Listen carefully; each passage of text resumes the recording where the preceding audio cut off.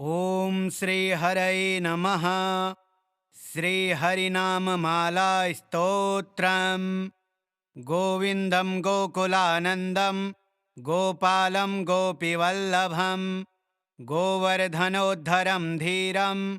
तं वन्दे गोमतीप्रियं। नारायणं निराकारं नरवीरं नरोत्तमं नृसिंहं नागनाथं च तं वन्दे नरकान्तकं। पीताम्बरं पद्मनाभं पद्माक्षं पुरुषोत्तमं पवित्रं परमानन्दं तं वन्दे परमेश्वरं। राघवं रामचन्द्रं च रावणारिं रमापतिं राजीवलोचनं रामं तं वन्दे रघुनन्दनं। वामनं विश्वरूपं च वासुदेवं च विठ्ठलं विश्वेश्वरं विभुं व्यासं तं वन्दे वेदवल्लभं। दामोदरं दिव्यसिंहं दयालुं दीननायकं दैत्यारिं देवदेवेशं तं वन्दे देवकीसुतं। मुरारिं माधवं मत्स्यं मुकुन्दं मुष्टिमर्दनं मुञ्जकेशं महाबाहुं तं वन्दे मधुसूदनं। केशवं कमलाकान्तं कामेशं कौस्तुभप्रियं कौमोदकीधरं कृष्णं तं वन्दे कौरवान्तकं। भूधरं भुवनानन्दं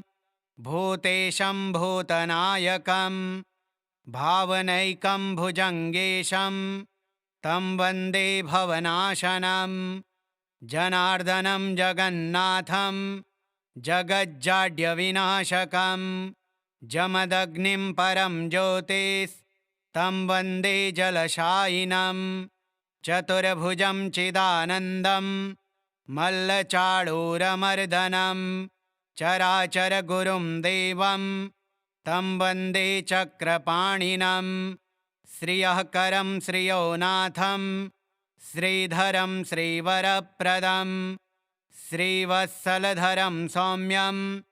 तं वन्दे श्रीसुरेश्वरं। योगेश्वरं यज्ञपतिं यशोदानन्ददायकं यमुनाजलकल्लोलं तं वन्दे यदुनायकं। शालिग्रामशिलशुद्धं शङ्खचक्रोपशोभितं सुरासुरैः सदा सेव्यं तं वन्दे साधुवल्लभं। त्रिविक्रमं तपोमूर्तिं त्रिविधघौघनाशनं त्रिस्थलं तीर्थराजेन्द्रं तं वन्दे तुलसीप्रियम्। अनन्तम् आदिपुरुषम् अच्युतं च वरप्रदम् आनन्दं च सदानन्दं तं वन्दे चाघनाशनं। लीलया धृतभूभारं लोकसत्त्वैकवन्दितं लोकेश्वरं च श्रीकान्तं तं वन्दे लक्ष्मणप्रियं। हरिं च हरिणाक्षं च हरिनाथं हरप्रियं हलायुधसहायं च तं वन्दे हनुमत्पतिं। हरिनामकृता माला पवित्रा पापनाशिनी बलिराजेन्द्रेण चोक्ता कण्ठे धार्या प्रयत्नतः। गोविन्दं गोकुलानन्दं गोपालं गोपीवल्लभं गोवर्धनोद्धरं धीरं तं वन्दे गोमतीप्रियं। नारायणं निराकारं नरवीरं नरोत्तमं नृसिंहं नागनाथं च तं वन्दे नरकान्तकं। पीताम्बरं पद्मनाभं पद्माक्षं पुरुषोत्तमं पवित्रं परमानन्दं तं वन्दे परमेश्वरं। राघवं रामचन्द्रं च रावणारिं रमापतिं राजीवलोचनं रामं तं वन्दे रघुनन्दनं। वामनं विश्वरूपं च वासुदेवं च विठ्ठलं विश्वेश्वरं विभुं व्यासं तं वन्दे वेदवल्लभं दामोदरं दिव्यसिंहं दयालुं दीननायकं दैत्यारिं देवदेवेशं तं वन्दे देवकीसुतं मुरारिं माधवं मत्स्यं मुकुन्दं मुष्टिमर्दनं मुञ्जकेशं महाबाहुं तं वन्दे मधुसूदनं केशवं कमलाकान्तं कामेशं कौस्तुभप्रियं कौमोदकीधरं कृष्णं तं वन्दे कौरवान्तकं भूधरं भुवनानन्दं भूतेशं भूतनायकं भावनैकं भुजङ्गेशं तं वन्दे भवनाशनं जनार्दनं जगन्नाथं जगज्जाड्यविनाशकं जमदग्निं परं ज्योतिस्तं वन्दे जलशायिनं चतुर्भुजं चिदानन्दं मल्लचाळूरमर्दनं चराचरगुरुं देवं तं वन्दे चक्रपाणिनं श्रियःकरं श्रियोनाथं श्रीधरं श्रीवरप्रदं श्रीवत्सलधरं सौम्यं तं वन्दे श्रीसुरेश्वरं योगेश्वरं यज्ञपतिं यशोदानन्ददायकं यमुनाजलकल्लोलं तं वन्दे यदुनायकं शालिग्रामशिलशुद्धं शङ्खचक्रोपशोभितं सुरासुरैः सदा सेव्यं तं वन्दे साधुवल्लभं त्रिविक्रमं तपोमूर्तिं त्रिविधघौघनाशनं त्रिस्थलं तीर्थराजेन्द्रं तं वन्दे तुलसीप्रियम् अनन्तम् आदिपुरुषम् अच्युतं च वरप्रदम् आनन्दं च सदानन्दं तं वन्दे चाघनाशनं लीलया धृतभूभारं लोकसत्त्वैकवन्दितं लोकेश्वरं च श्रीकान्तं तं वन्दे लक्ष्मणप्रियं हरिं च हरिणाक्षं च हरिनाथं हरप्रियं हलायुधसहायं च तं वन्दे हनुमत्पतिं हरिनामकृता माला पवित्रा पापनाशिनी बलिराजेन्द्रेण चोक्ता कण्ठे धार्या प्रयत्नतः गोविन्दं गोकुलानन्दं गोपालं गोपीवल्लभं गोवर्धनोद्धरं धीरं तं वन्दे गोमतीप्रियं नारायणं निराकारं नरवीरं नरोत्तमं नृसिंहं नागनाथं च तं वन्दे नरकान्तकं पीताम्बरं पद्मनाभं पद्माक्षं पुरुषोत्तमं पवित्रं परमानन्दं तं वन्दे परमेश्वरं राघवं रामचन्द्रं च रावणारिं रमापतिं राजीवलोचनं रामं तं वन्दे रघुनन्दनं वामनं विश्वरूपं च वासुदेवं च विठ्ठलं विश्वेश्वरं विभुं व्यासं तं वन्दे वेदवल्लभं दामोदरं दिव्यसिंहं दयालुं दीननायकं दैत्यारिं देवदेवेशं तं वन्दे देवकीसुतं मुरारिं माधवं मत्स्यं मुकुन्दं मुष्टिमर्दनं मुञ्जकेशं महाबाहुं तं वन्दे मधुसूदनं केशवं कमलाकान्तं कामेशं कौस्तुभप्रियं कौमोदकीधरं कृष्णं तं वन्दे कौरवान्तकं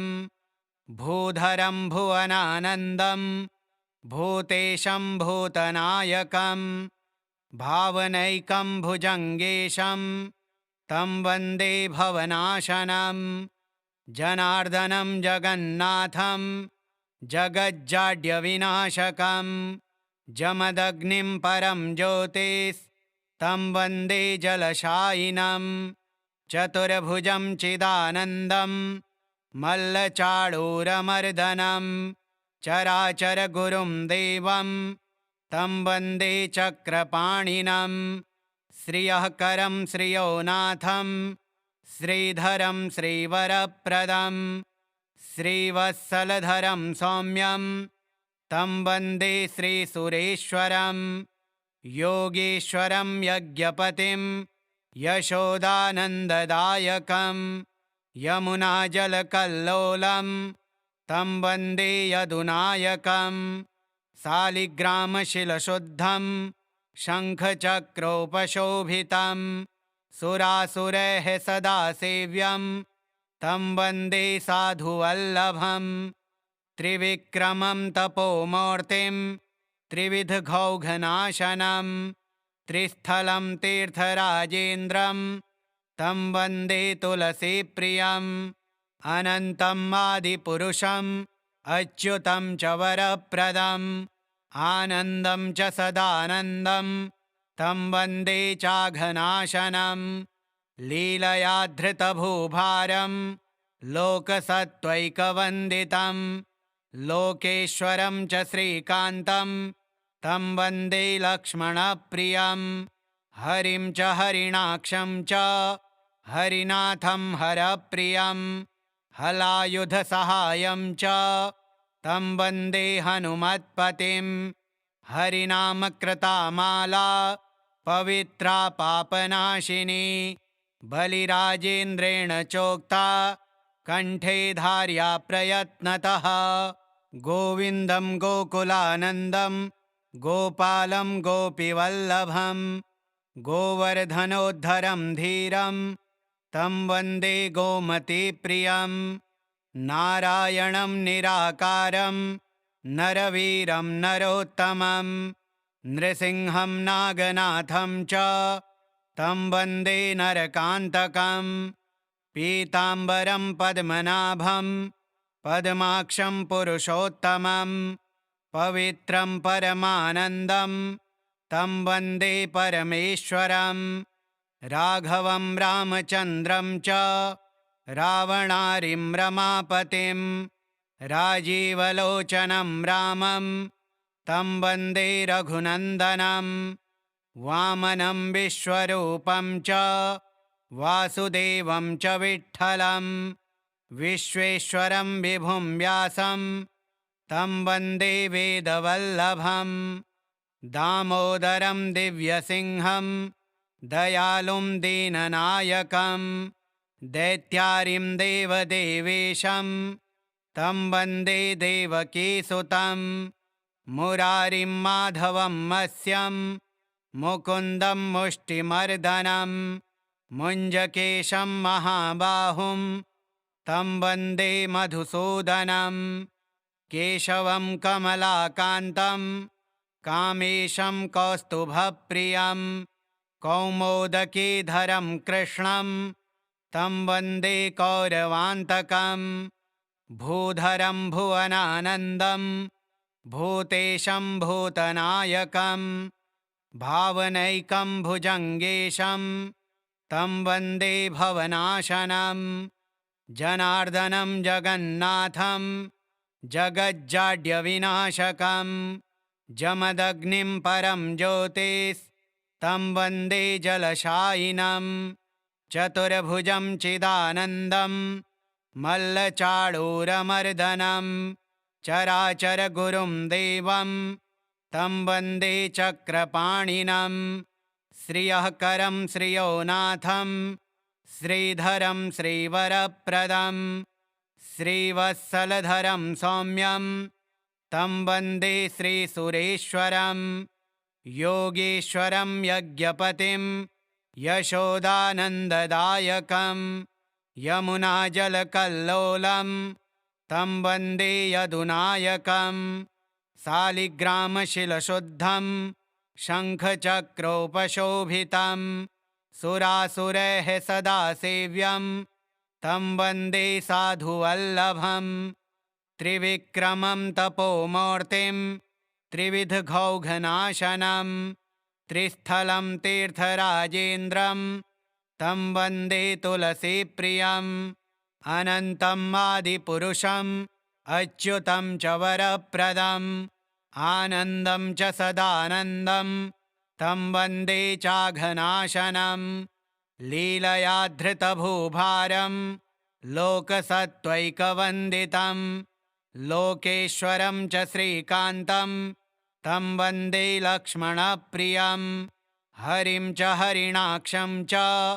हरिनाथं हरप्रियं हलायुधसहायं च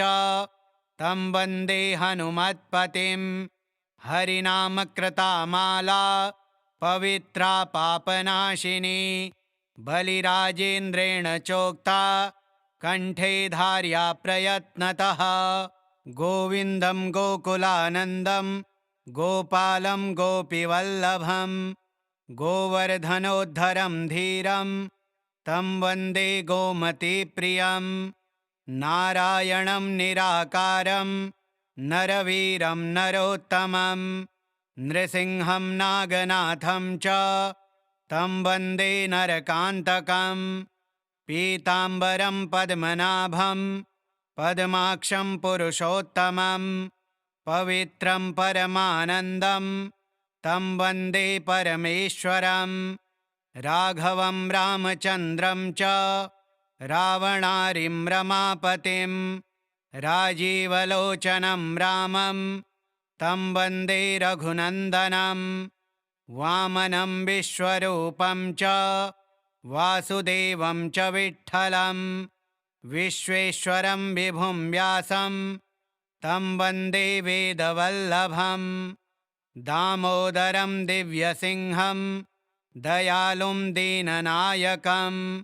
दैत्यारिं देवदेवेशं तं वन्दे देवकीसुतं मुरारिं माधवं मत्स्यं मुकुन्दं मुष्टिमर्दनं मुञ्जकेशं महाबाहुं तं वन्दे मधुसूदनं केशवं कमलाकान्तं कामेशं कौस्तुभप्रियं कौमोदकीधरं कृष्णं तं वन्दे कौरवान्तकं भूधरं भुवनानन्दं भूतेशं भूतनायकं भावनैकं भुजङ्गेशं तं वन्दे भवनाशनं जनार्दनं जगन्नाथं जगज्जाड्यविनाशकं जमदग्निं परं ज्योतिस्तं वन्दे जलशायिनं चतुर्भुजं चिदानन्दं मल्लचाडूरमर्दनं चराचरगुरुं देवं तं वन्दे चक्रपाणिनं श्रियःकरं श्रियोनाथं श्रीधरं श्रीवरप्रदं श्रीवत्सलधरं सौम्यं तं वन्दे श्रीसुरेश्वरं योगीश्वरं यज्ञपतिं यशोदानन्ददायकं यमुनाजलकल्लोलं तं वन्दे यदुनायकं शालिग्रामशिलशुद्धं शङ्खचक्रोपशोभितं सुरासुरैः सदा सेव्यं तं वन्दे साधुवल्लभं त्रिविक्रमं तपोमूर्तिं त्रिविधघौघनाशनं त्रिस्थलं तीर्थराजेन्द्रं तं वन्दे तुलसीप्रियम् अनन्तम् आदिपुरुषम् अच्युतं च वरप्रदम् आनन्दं च सदानन्दं तं वन्दे चाघनाशनं लीलया धृतभूभारं लोकसत्त्वैकवन्दितं लोकेश्वरं च श्रीकान्तं तं वन्दे लक्ष्मणप्रियं हरिं च हरिणाक्षं च हरिनाथं हरप्रियं हलायुधसहायं च तं वन्दे हनुमत्पतिं हरिनामकृता माला पवित्रा पापनाशिनी बलिराजेन्द्रेण चोक्ता कंठे धार्या प्रयत्नतः गोविन्दं गोकुलानन्दं गोपालं गोपीवल्लभं गोवर्धनोद्धरं धीरं तं वन्दे गोमतीप्रियं नारायणं निराकारं नरवीरं नरोत्तमं नृसिंहं नागनाथं च तं वन्दे नरकान्तकं पीताम्बरं पद्मनाभं पद्माक्षं पुरुषोत्तमं पवित्रं परमानन्दं तं वन्दे परमेश्वरं राघवं रामचन्द्रं च रावणारिं रमापतिं राजीवलोचनं रामं तं वन्दे रघुनन्दनं वामनं विश्वरूपं च वासुदेवं च विठ्ठलं विश्वेश्वरं विभुं व्यासं तं वन्दे वेदवल्लभं दामोदरं दिव्यसिंहं दयालुं दीननायकं दैत्यारिं देवदेवेशं तं वन्दे देवकीसुतं मुरारिं माधवं मत्स्यं मुकुन्दं मुष्टिमर्दनं मुञ्जकेशं महाबाहुं तं वन्दे मधुसूदनं केशवं कमलाकान्तं कामेशं कौस्तुभप्रियं कौमोदकीधरं कृष्णं तं वन्दे कौरवान्तकं भूधरं भुवनानन्दं भूतेशं भूतनायकं भावनैकं भुजङ्गेशं तं वन्दे भवनाशनं जनार्दनं जगन्नाथं जगज्जाड्यविनाशकं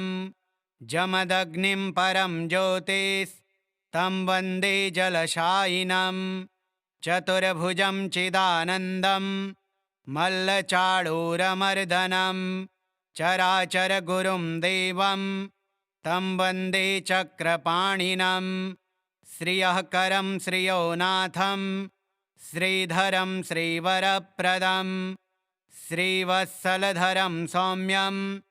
तं वन्दे श्रीसुरेश्वरं योगीश्वरं यज्ञपतिं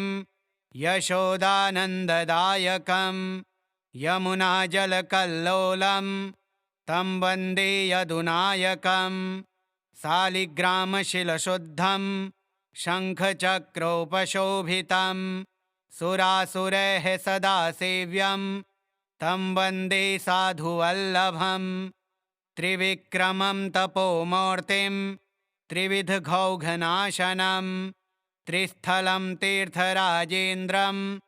तं वन्दे तुलसीप्रियम् अनन्तं आदिपुरुषम् अच्युतं च वरप्रदम् आनन्दं च सदानन्दं तं वन्दे चाघनाशनं लीलया धृतभूभारं लोकसत्त्वैकवन्दितं लोकेश्वरं च श्रीकान्तं तं वन्दे लक्ष्मणप्रियं हरिं च हरिणाक्षं च हरिनाथं हरप्रियं हलायुधसहायं च तं वन्दे हनुमत्पतिं हरिनामकृता माला पवित्रा पापनाशिनी बलिराजेन्द्रेण चोक्ता कंठे धार्या प्रयत्नतः गोविन्दं गोकुलानन्दं गोपालं गोपीवल्लभं गोवर्धनोद्धरं धीरं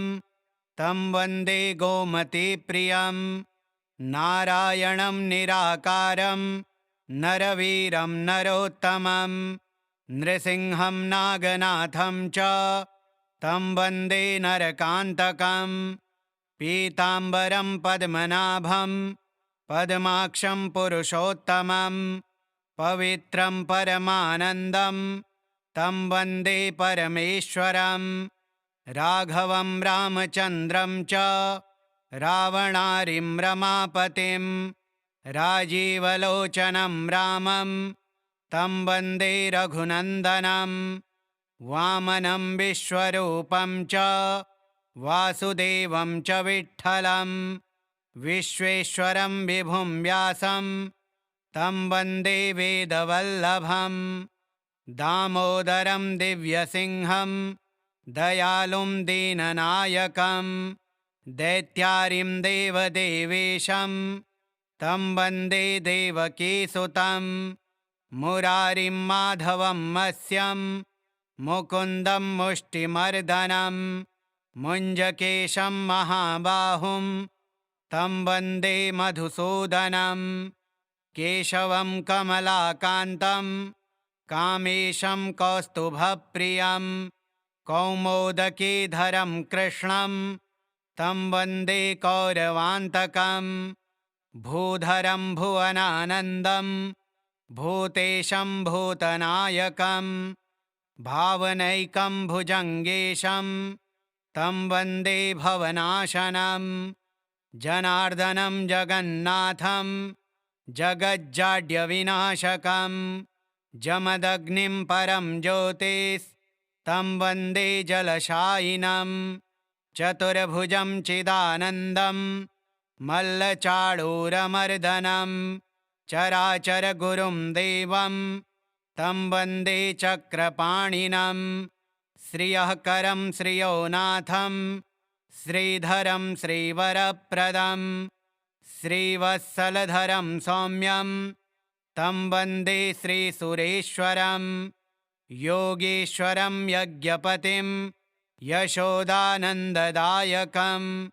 यमुनाजलकल्लोलं तं वन्दे यदुनायकं शालिग्रामशिलशुद्धं शङ्खचक्रोपशोभितं सुरासुरैः सदा सेव्यं तं वन्दे साधुवल्लभं त्रिविक्रमं तपोमूर्तिं त्रिविधघौघनाशनं त्रिस्थलं तीर्थराजेन्द्रं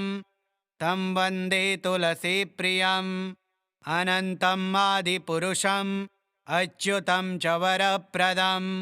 आनन्दं च सदानन्दं तं वन्दे चाघनाशनं लीलया धृतभूभारं लोकसत्त्वैकवन्दितं लोकेश्वरं च श्रीकान्तं तं वन्दे लक्ष्मणप्रियं हरिं च हरिणाक्षं च हरिनाथं हरप्रियं हलायुधसहायं च तं वन्दे हनुमत्पतिं हरिनामकृता माला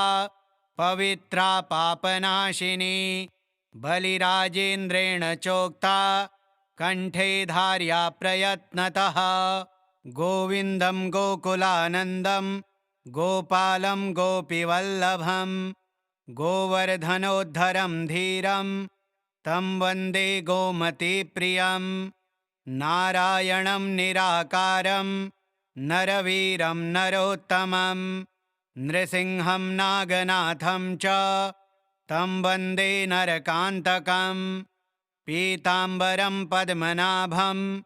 पद्माक्षं पुरुषोत्तमं पवित्रं परमानन्दं तं वन्दे परमेश्वरं राघवं रामचन्द्रं च रावणारिं रमापतिं राजीवलोचनं रामं तं वन्दे रघुनन्दनं वामनं विश्वरूपं च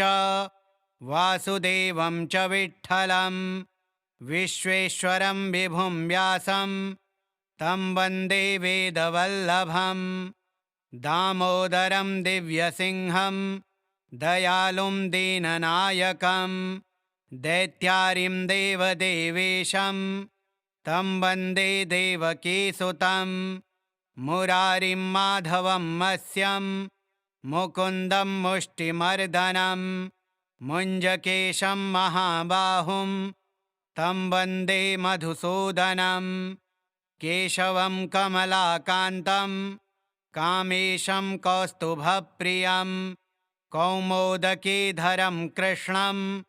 तं वन्दे कौरवान्तकं भूधरं भुवनानन्दं भूतेशं भूतनायकं भावनैकं भुजङ्गेशं तं वन्दे भवनाशनं जनार्दनं जगन्नाथं जगज्जाड्यविनाशकं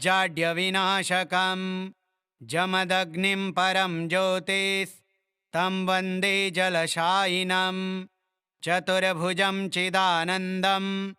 मल्लचाडूरमर्दनं चराचरगुरुं देवं तं वन्दे चक्रपाणिनं श्रियःकरं श्रियोनाथं श्रीधरं श्रीवरप्रदं श्रीवत्सलधरं सौम्यं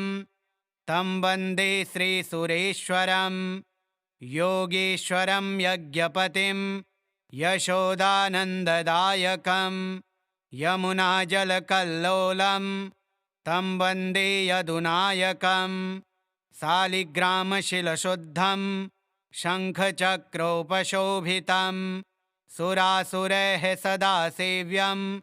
तं वन्दे साधुवल्लभं त्रिविक्रमं तपोमूर्तिं त्रिविधघौघनाशनं त्रिस्थलं तीर्थराजेन्द्रं तं वन्दे तुलसीप्रियम् अनन्तम् आदिपुरुषम् अच्युतं च वरप्रदम् आनन्दं च सदानन्दं तं वन्दे चाघनाशनं लीलया धृतभूभारं लोकसत्त्वैकवन्दितं लोकेश्वरं च श्रीकान्तं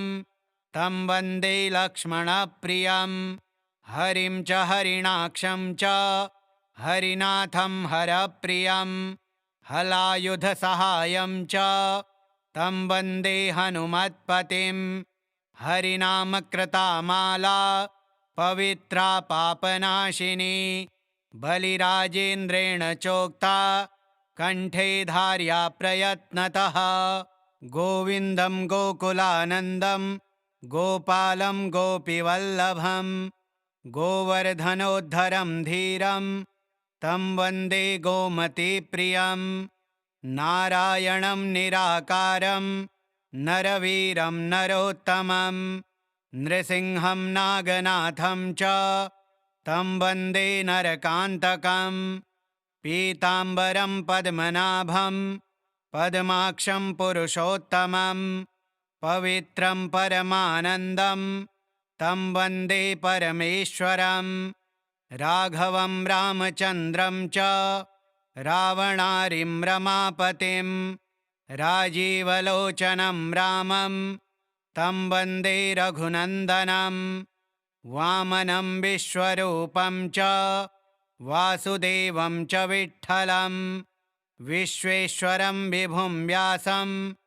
तं वन्दे वेदवल्लभं दामोदरं दिव्यसिंहं दयालुं दीननायकं दैत्यारिं देवदेवेशं तं वन्दे देवकीसुतं मुरारिं माधवं मत्स्यं मुकुन्दं मुष्टिमर्दनं मुञ्जकेशं महाबाहुं तं वन्दे मधुसूदनं केशवं कमलाकान्तं कामेशं कौस्तुभप्रियं कौमोदकीधरं कृष्णं तं वन्दे कौरवान्तकं भूधरं भुवनानन्दं भूतेशं भूतनायकं भावनैकं भुजङ्गेशं तं वन्दे भवनाशनं जनार्दनं जगन्नाथं जगज्जाड्यविनाशकं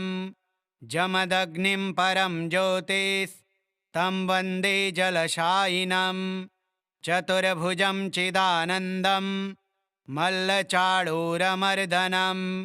चराचरगुरुं देवं तं वन्दे चक्रपाणिनं श्रियःकरं श्रियोनाथं श्रीधरं श्रीवरप्रदं श्रीवत्सलधरं सौम्यं तं वन्दे श्रीसुरेश्वरं योगीश्वरं यज्ञपतिं यशोदानन्ददायकं यमुनाजलकल्लोलं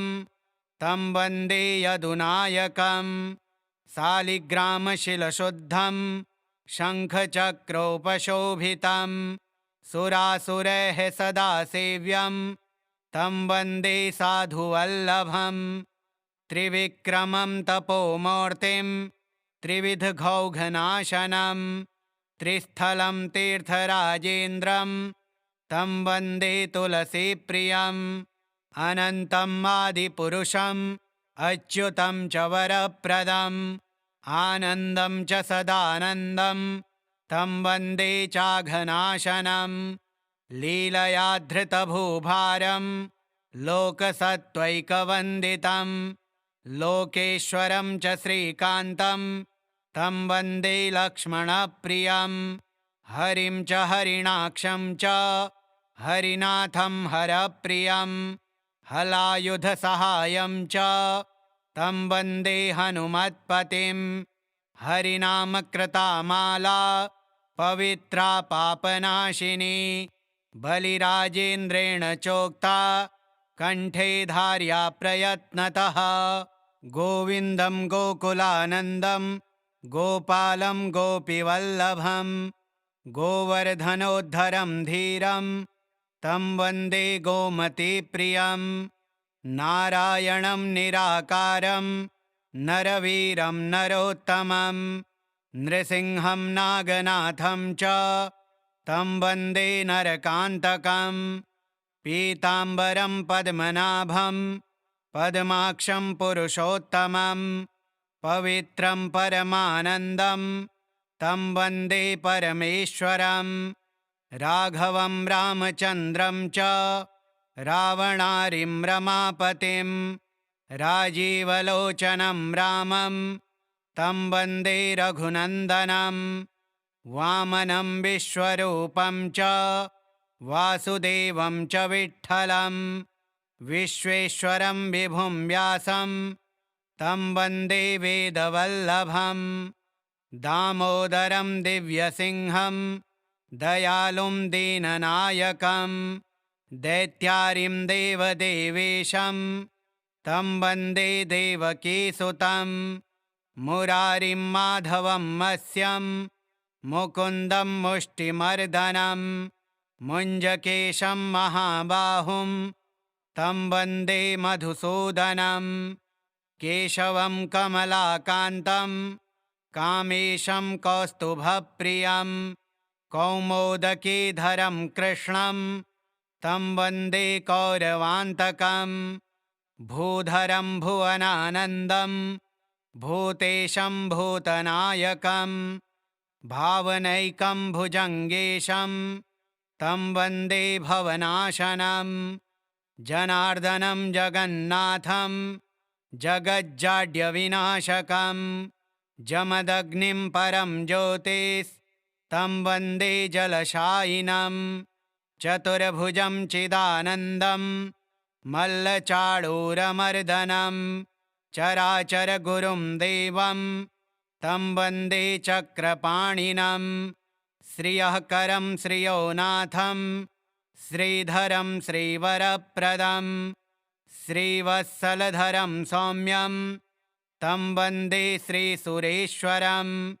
योगीश्वरं यज्ञपतिं यशोदानन्ददायकं यमुनाजलकल्लोलं तं वन्दे यदुनायकं शालिग्रामशिलशुद्धं शङ्खचक्रोपशोभितं सुरासुरैः सदा सेव्यं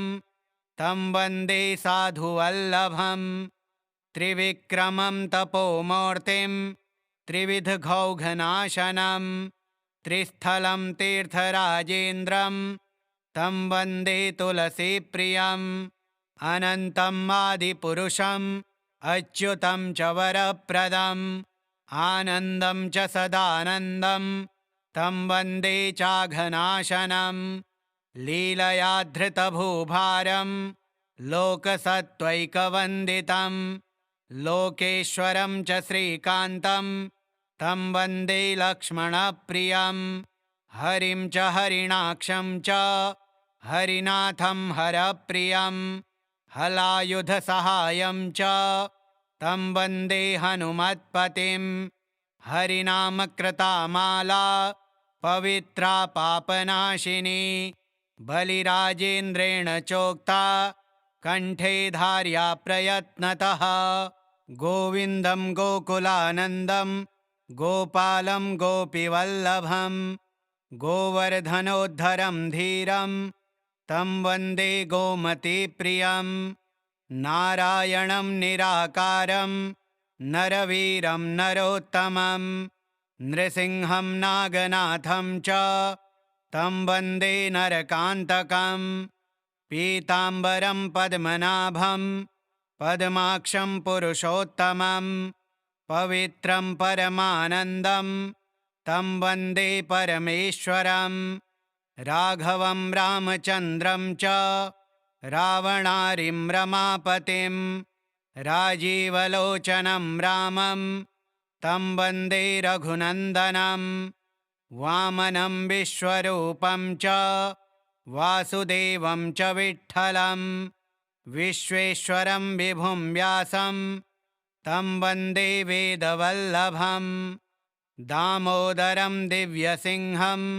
दयालुं दीननायकं दैत्यारिं देवदेवेशं तं वन्दे देवकीसुतं मुरारिं माधवं मत्स्यं मुकुन्दं मुष्टिमर्दनं मुञ्जकेशं महाबाहुं तं वन्दे मधुसूदनं केशवं कमलाकान्तं कामेशं कौस्तुभप्रियं कौमोदकीधरं कृष्णं तं वन्दे कौरवान्तकं भूधरं भुवनानन्दं भूतेशं भूतनायकं भावनैकं भुजङ्गेशं तं वन्दे भवनाशनं जनार्दनं जगन्नाथं जगज्जाड्यविनाशकं जमदग्निं परं ज्योतिस्तं वन्दे जलशायिनं चतुर्भुजं चिदानन्दं मल्लचाडूरमर्दनं चराचरगुरुं देवं तं वन्दे चक्रपाणिनं श्रियःकरं श्रियोनाथं श्रीधरं श्रीवरप्रदं श्रीवत्सलधरं सौम्यं तं वन्दे श्रीसुरेश्वरं योगीश्वरं यज्ञपतिं यशोदानन्ददायकं यमुनाजलकल्लोलं तं वन्दे यदुनायकं शालिग्रामशिलशुद्धं शङ्खचक्रोपशोभितं सुरासुरैः सदा सेव्यं तं वन्दे साधुवल्लभं त्रिविक्रमं तपोमूर्तिं त्रिविधघौघनाशनं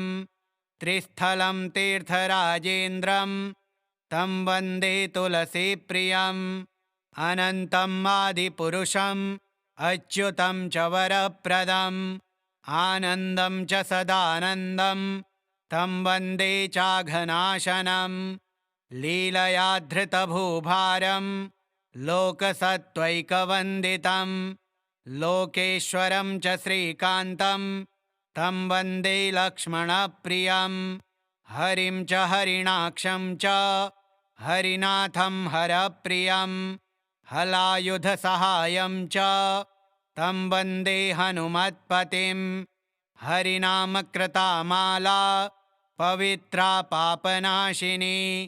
बलिराजेन्द्रेण चोक्ता कंठे धार्या प्रयत्नतः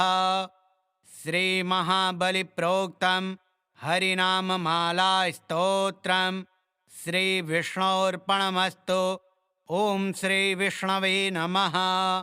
ओं श्री हरये नमः।